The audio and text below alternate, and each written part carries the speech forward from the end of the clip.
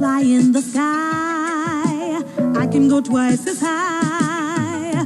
Take a look, it's in a book, a reading rainbow.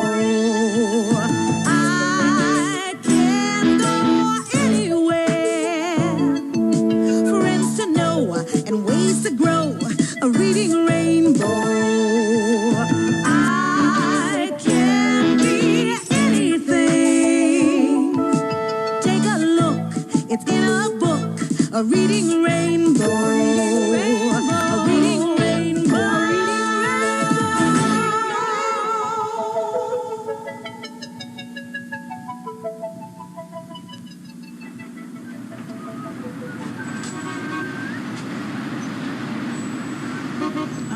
Hi there.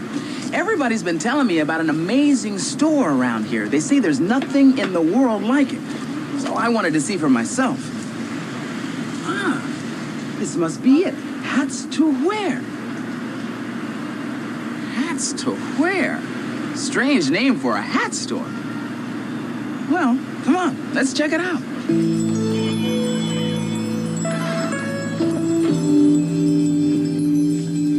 Wow, look at this. Every kind of hat you can imagine. Straw hats, top hats, cowboy hats, even books about hats. This is a great place. We're totally surrounded by hat after hat. Whoa! Did you see that? I think my eyes are playing tricks on me. Ooh, this store is definitely keeping some secrets. Okay, books are always good for finding answers. I wonder what kind of books are in a hat store.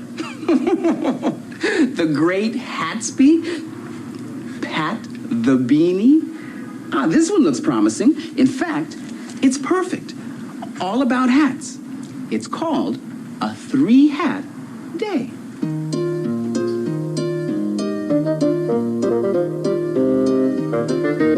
A 3-hat day by Laura Geringer.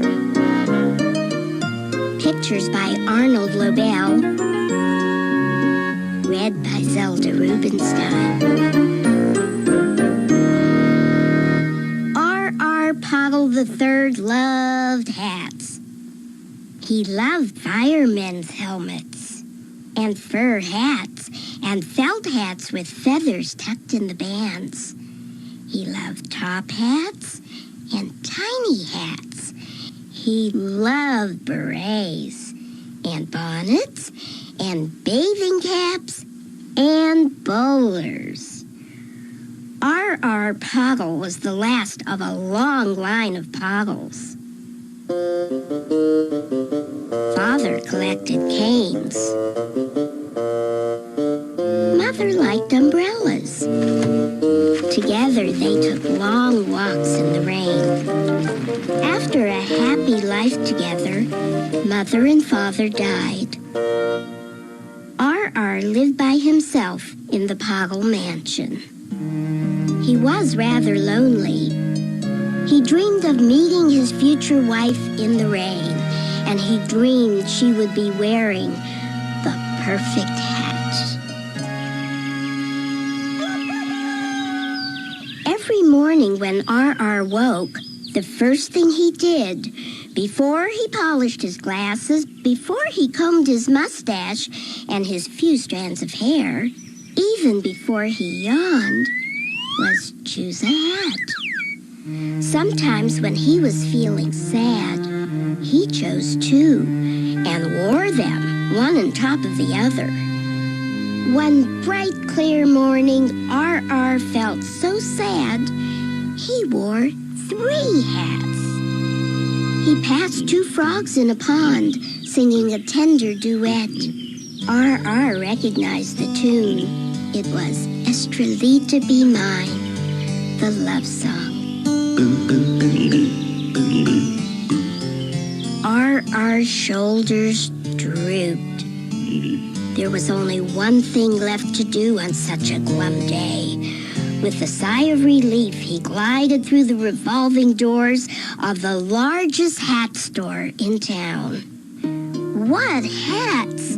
There were fezzes and face veils, tiaras and tam o' shanters. There were sombreros and skull caps, pillboxes and panamas. There were beanies with propellers. There were derbies with green glitter that glowed in the dark. And much, much more. He tried on the sombrero and did a little jig. Pom-poms hit his nose. What are you doing? A sharp voice rang out. RR was doing a pirouette. An angry saleswoman pointed at him, scowling. "Stop that," she said. RR took off the sombrero, slipped it back on the shelf, and backed away. Tears came to his eyes. He turned to leave. Just then, a round figure rushed out from behind a curtain. When she saw RR, she smiled. It was the sweetest smile he had ever seen, and above the smile was a hat, a perfect hat. On one side, a sequin seal balanced a shining ball on the tip of its nose. On the other, tiny gold bells jangled, and a plume as soft and gray as fog graced the peak. "Oh, Isabel," the cross one said, "that little man is messing up our hats. Look, he's wearing 3. But Isabel was still smiling broadly at him. "Why, Ida," she said, "we don't sell sailor hats." She stepped up to RR and gently took off his sailor hat. "And Ida," she said, "we don't sell firemen's helmets." And gently she took off his helmet. "And Ida, dear, we don't sell bathing caps either." And gently, gently, she took off RR's bathing cap. "It's clear," said Isabel, balancing on her toes, "that this man is no messer-upper of hats." "It's very clear," said she, "that this man is a lover of hats." And she beamed. RR took off his glasses. "Shall we go for a walk?" "Yes," said Isabel. They passed a pond where 2 frogs sat doing a duet. Isabel recognized the tune. It was, "Love, is that you?" Isabel and R.R. Poggle III lived ever after in the Poggle Mansion where R.R. Poggle IV was born. R.R. Poggle IV did not like hats. She did not like umbrellas, and canes left her cold. R.R. Poggle IV loved